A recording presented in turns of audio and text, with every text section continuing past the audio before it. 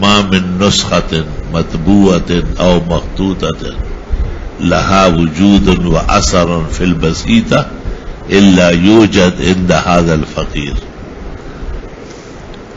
باوجود یہ کہ نہ علم ہے اور نہ عمل ہے، یہ تو قسمت میں کہاں تھا کہ کروں کسب کمال، بے کمالی میں بھی افسوس کہ کامل نہ ہو. لیکن کتاب اللہ تعالیٰ نے بڑے و زبردست عطا فرمائے. دنیا کی فانی زندگی میں جب سے علم کے کائنات میں قدم رکھا ہے، حق تعالیٰ کے احسانات کا موسلادھار بارش دیکھا ہے.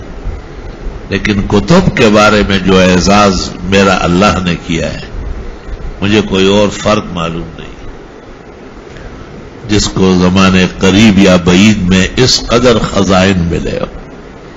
اللہ تعالیٰ نے وسائل بھی ایسے دیے اور شوق و ذوق بھی ایسا عطا فرمایا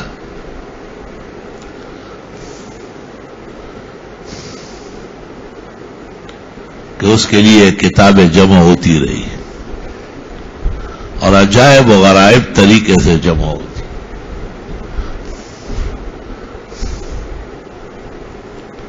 یہ تم اندازہ لگاؤ کہ میں پیر بدیع الدین کا کتب خانہ دیکھنا چاہتا تھا.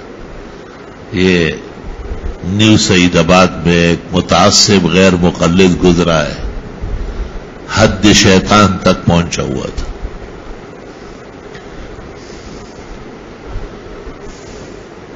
یعنی آپ اس کا اندازہ لگائے ایک جملے سے کہ اس نے حکم دیا کہ حنفیوں کی کتابیں الماری سے نیچے گرا دو، ایسے نیچے بہار نہر فتح القدیر، جتنی حنفیہ کتب فیض الباری معارف و سنا ودا المارے کے دیکھے خود و قابل نہیں. تو مولانا احتشام اللہ قاسی آبادی، میں نے کہا تم حنفی فقیہ ہو کے تمہیں شرم نہیں آئے اس سے پڑھتے ہوئے؟ ابھی چند دن پہلے شہید ہوئے. مولانا نے مجھے کہا آپ کو کتابیں کیسے پہنچتی؟ مجھے ایک کڑوی کھیر کھانی پڑی اور وہ وہاں رہے اور پھر جھنڈوں کو اپنے ہاں لے آئے آسی آباد میں. خیر بار ان سے مال وال وصول کیا اور وہ ٹیڑھا پیڑا ادارہ بنایا. ترمذی شریف کا ایک قلمی نسخہ تھا ان کے پاس خطی، اس میں امام ابو حنیفہ کی سند ہے. اس سند کو اس نے کینچی سے کاٹ کے پھینکا تھا. دا پہ دنیا کے دا علم مشتا.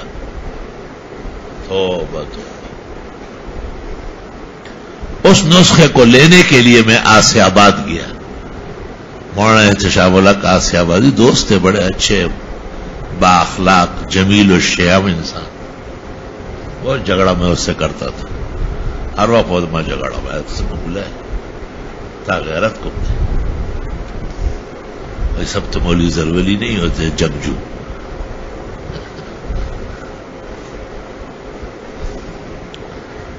تو وہ اتنے ممتاز اخلاق تھے کہ میں ان کا مہمان تھا، مجھ سے فجر پڑھائی. تو میں نے دیکھا کہ لوگ دعا نہیں، میں نے کہا دعا نہیں مانگتے ہو تم لوگ؟ غیر مسلم ہندو سے کو کیا؟ مولانا نے کہا بھائی وہ تحقیق جو میں نے کی ہے وہ آج ختم ہو گئی، حضرت کی نئی تحقیق دعا مانگو. میں نے کہا یہ شرارت آپ نے تعلیم کی؟ کہا جی ہاں. کام ویسے مشہور نہیں ہو رہے تھے، ہم نے یہ حرکت کی کہ فرضوں کے بعد بھی دعا میں ہاتھ نہیں اٹھائیں گے، تو مشہور بھی نہیں ہوئے اور دعا بھی ختم ہو گئی. مزیدار طبیعت تھی بہت.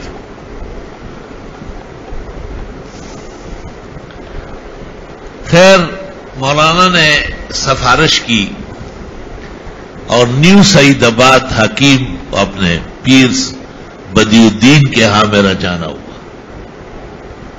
اتفاق سے وہ اسپتال میں داخل تو موجود نہیں تھے، اس کے بیٹے تھے. اچھا اکرام کیا ہے، اعزاز کیا. لیکن یہ دیکھ کر کے کتب خانوں میں جو نیچے پڑی ہوئی زمین پر وہ حنفی کتاب ہے.